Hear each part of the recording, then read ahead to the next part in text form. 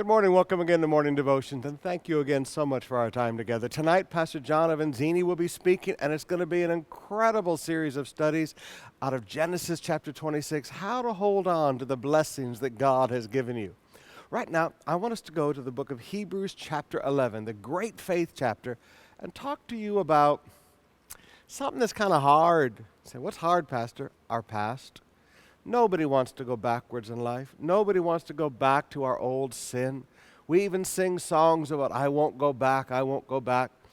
Nobody wants to go back to the failure and poverty and pain and suffering.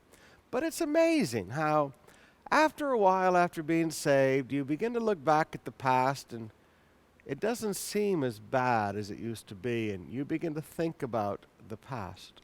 Let me read you a verse to help you with that. Hebrews chapter 11, verse 15. If they had been thinking about the country they had left, they would have had the opportunity to return. Instead, they were longing for a better country, a heavenly one. Therefore, God is not ashamed to be called their God, for he has prepared a city for them. Now, we know the Proverbs teaches us that as a man thinketh in his heart, so is he, that what you think about controls the direction and the future of your life.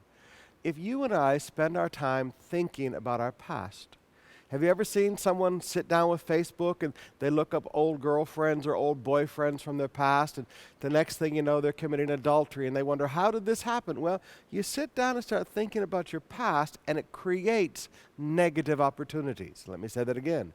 You sit down and spend time thinking about your past, and it will create negative opportunities. We can actually create opportunities to return to our past life, to return to our past failures, to return to our past slaveries to sin, simply by sitting around thinking about them all the time. We release spiritual forces that create opportunities for the past. Now I want to challenge you today.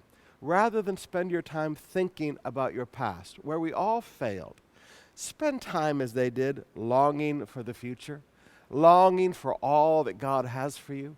Wake up every morning with a desire in your heart. God, I want more of you. God, I want your will in my life. God, I want the future that you have for me. God, I want everything you want for me. When you spend your time longing toward the future and toward what God has, there will never be even an opportunity created for your past.